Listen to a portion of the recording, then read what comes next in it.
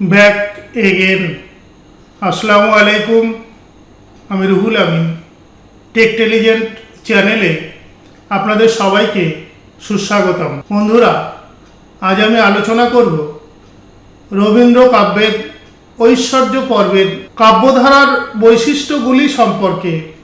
তো চলুন শুরু করা যাক।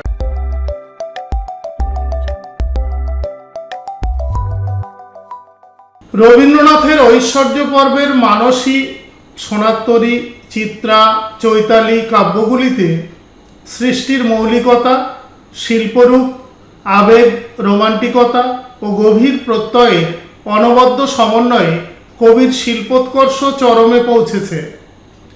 কবি মনের বিশৃঙ্খল উপাদান এক নিবিড় ভাব সংহতিতে হয়েছে কেন্দ্রীভূত। কবির রোমান্টিক কল্পনা ও বিশিষ্ট জীবন দর্শন, বিশ্ব সত্তার সঙ্গে মিলন আকুতি, জীবন দেবতার লীলা চেতনা, প্রেম ভাবনার অতীন্দ্রিয়তায় উন্নয়ন এই কাব্য পর্বকে করে তুলেছে স্বাতন্ত্র্যে সমুজ্জ্বল। করিও কোমলের দেহাশক্তির দ্বিধা, সংশয়, অশান্তি মানসীতে কিছুটা বজায় থাকলেও শেষ পর্যন্ত কবি মর্তকেন্দ্রিক বাসনা বন্ধ থেকে মুক্ত হয়ে অনাদিকালের হৃদয় উৎস থেকে প্রবাহিত যুগল প্রেমের স্রোতে ভেসে গেছেন এবং আশা দিয়ে, ভাষা দিয়ে, তাহে ভালোবাসা দিয়ে গড়ে তুলি মানস প্রতিমা বলে বিদায় চেয়েছেন বিক্ষোভের জগৎ থেকে। মানসীতে কবি সাধারণ মানুষ, অনন্ত বিশ্ব প্রকৃতির অপার সৌন্দর্য এবং জগদীশ্বর সম্পর্কে একটি পূর্ণাঙ্গ ভাবদৃষ্টি লাভ করেছেন। এখানে প্রেম ও প্রকৃতি বিষয়ক অহল্যার প্রতি মেঘদূত, সুরদাসের প্রার্থনা, অনন্ত প্রেম, দুরন্ত আশা প্রভৃতি কবিতায় ইন্দ্রিয় আনুগত্য ও ইন্দ্রিয়াতীত অনুভূতি, সীমা থেকে অসীমের প্রতি উন্মুখতা এবং দেহধর্ম বিরুদ্ধ রোমান্টিক সুদূরাভিসারের ব্যঞ্জনা ব্যক্ত করেছেন। আদর্শ ও বাস্তবের দ্বন্দ্বই তাই এই কাব্যের প্রধান বৈশিষ্ট্য।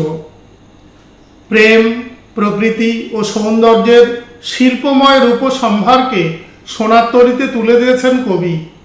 পালে লেগেছে সৃষ্টির হাওয়া, চলেছে নিরবচ্ছিন্ন সৌন্দর্যে নিরুদ্দেশ যাত্রা।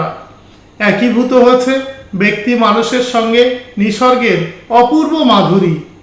কবি যেন জাতিস্বর হয়ে সুদূর অতীত থেকে অনাগত ভবিষ্যতের মধ্যে নিজ জীবন প্রবাহকে অঙ্গীভূত করে উপলব্ধি করলেন।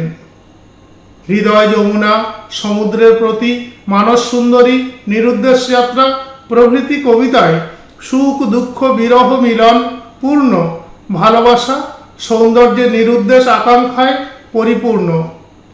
আজন্ম সাধন ধন মানস সুন্দরীর ধ্যান করেছেন কবি। শুরু হয়েছে জীবন দেবতার অন্বেষণ, সূত্রপাত হয়েছে কবির অন্তর্জীবন ও বহির্জীবনের অবিশ্বাস্য সম্মিলনের। পরিণত রবীন্দ্র মননের সর্বশ্রেষ্ঠ কাব্যগ্রন্থ চিত্রায় ক্ষুদ্র সত্তার সঙ্গে বৃহৎ সত্তার নিত্য সমন্বয় অর্থাৎ জীবন দেবতা তত্ত্ব পেয়েছে পূর্ণাঙ্গ পথের দিশা।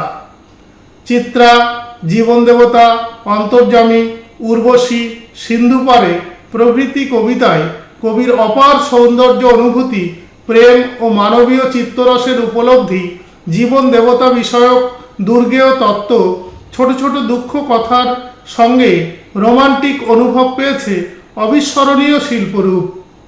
বাইরের সঙ্গে অন্তরের, সীমার সঙ্গে সীমাতীতের, বৈচিত্র্যের সঙ্গে ঐক্যের এমন নির্দ্বন্দ্ব উপলব্ধি অন্যান্য রবীন্দ্র কাব্যে দুর্লভ। তাই শিল্প সৌন্দর্য ও তত্ত্বের বিচারে চিত্রা সর্বশ্রেষ্ঠ গৌরবে গৌরবান্বিত।